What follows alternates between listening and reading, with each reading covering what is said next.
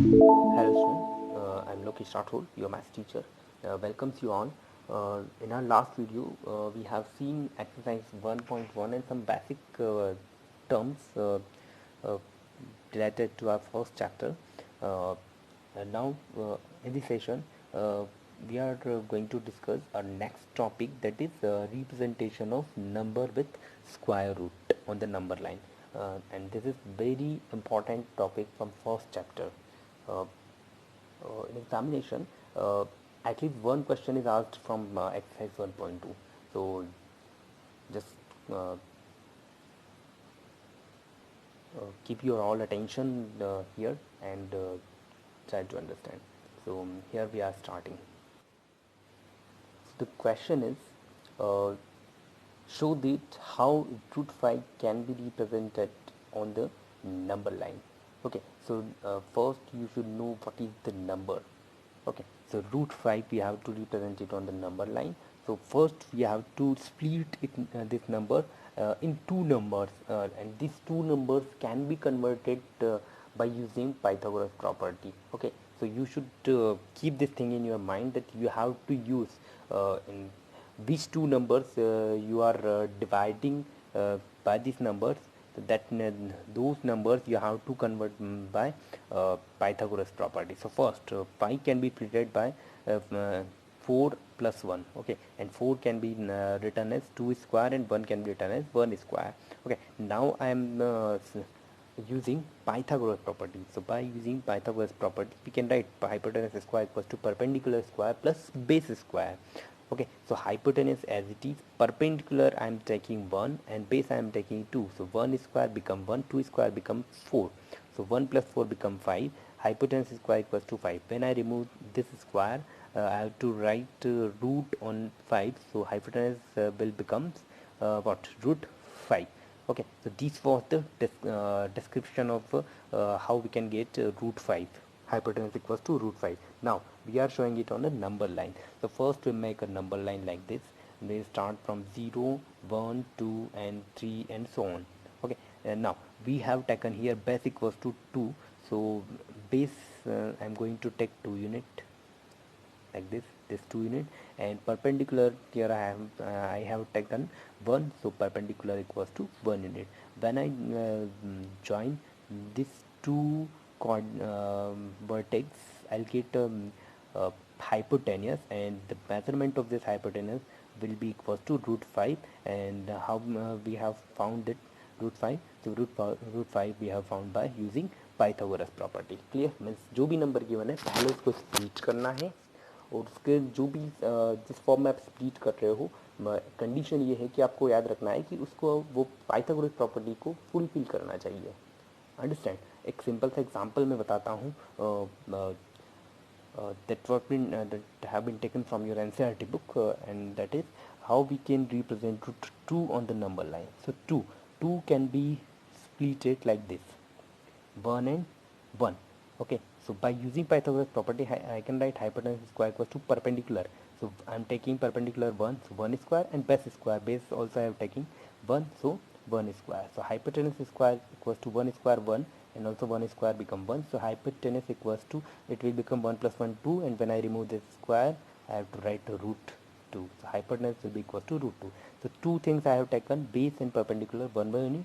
So when I represent this number on the number line, I'll have to draw it like this. See, 0, 1, 2. Okay, so base I have taken 1 unit, so this one, and perpendicular also I have taken 1 unit like this. And when I join these two things, these two vertices, I'll get root 2. So this was the representation of root 2. Similarly, you can represent root 3, root 7, root 11, root 13, all these things. Okay. Now before starting exercise 1.3, we should understand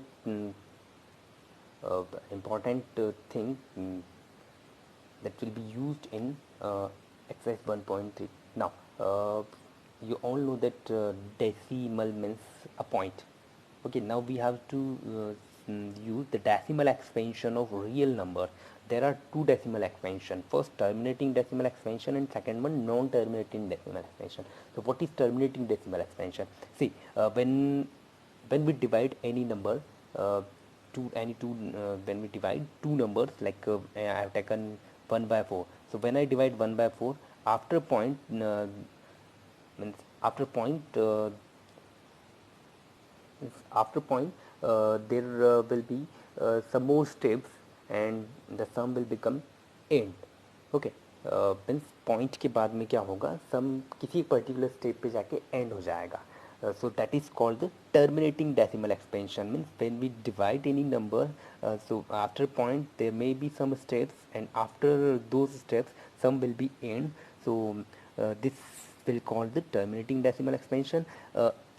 Second one, non-terminating decimal expansion. See, I have taken here an example 2 by 3. So when I divide 2 by 3, I'll get 0.66 again and again. You all know that how I have divided it. So I'll get 0.66 again and again. So when I write it, while writing this I have to write it like this, 2 by 3 equals to 0.666666 and so on. So by repeating writing same digit again and again, I can write a bar on the digit. So I can write it 0.6 bar. So this sum is not ending anywhere. Means we are getting 66666 again and again. Means कहीं भी सम का कोई and नहीं हो रहा, point के बाद में ऐसी कोई स्टेप नहीं जहाँ इसका एंड है. तो this type of decimal expansion called non terminating, और we can say non terminating repeating decimal expansion. Okay, तो कोई सम पॉइंट के बाद में कहीं एंड हो रहा है, that is called terminating decimal. अगर वो एंड नहीं हो रहा है, that is called non terminating decimal expansion. Is it clear? Now see, first question of exercise 1.1. Write the following in decimal form and say what kind of decimal expansion each has. As I have explained, any sum ends after some steps, that is called terminating decimal, and if sum doesn't end at any step, we can call it non-terminating decimal expansion. So when we divide 36 by 100, we'll get 0.36. So after point sum ends after two steps, so it is called the terminating decimal expansion. Next one, 1 upon 11. So when we divide 1 by 11 like this, we'll get two digits are repeating again and again, and the digits are 090909. So we can write it 0.09 bar. जितने digit repeat होते हैं उनकी repetition को रोकने के लिए हम क्या करते हैं, उनके ऊपर एक बार लगा देते हैं.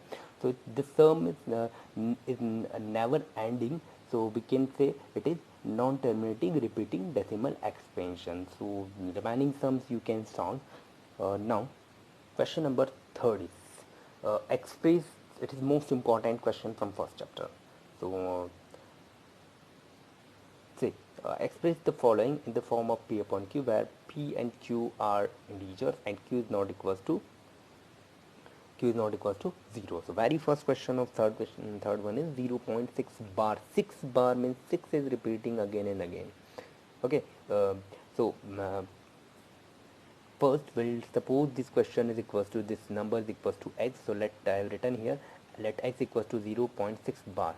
When I remove this bar, means this 6 can be written like this 66666, and how many times you can write it. So here I have written 0.666. So this one will be supposed as exercise equation first. Now the most important you should remember, that is on how many digits the bar had been used. Okay, so here bar is on only one digit. So when you see the bar is on one digit, so you have to multiply it by 10. Bar is on two digits, so we have to multiply the given number by 100. Bar is on three digits, so we have to multiply it by 1000 and so on. So here bar is on only one digit, so we'll multiply it by 10. So 10 into x become 10x. When 0.666 is multiplied by 10, we'll get same questions you have solved in class 8th. So point will be shifted here. So so it will be written like 0.6 equation second. It will be, now we'll subtract equation first from equation second. Equation second minus first, tan x, right part left part will be subtracted from left part, and right part will be subtracted from right part. So tan x minus 1x become 9x, and this one will be subtracted from this one. So see, after point all digits are same, here also after point all digits are same. So this digits will be 0, and 6 minus 0 becomes 6. For finding x we need to shift 9 here, and then this digit will be cut by 3. 3 to the 3 3 the, so finally x will be equal to 2 by 3. That is our answer. So here we have represented uh, 0.6 bar in form of P upon Q. I think you might have understand what I have done here. Okay. There are more important question in your textbook, so just go through it, and if you have any doubt you can ask me. And also PDF I have provided there, so just go through it. In our next video we'll be discussing our exercise 1.5. Okay, thank you.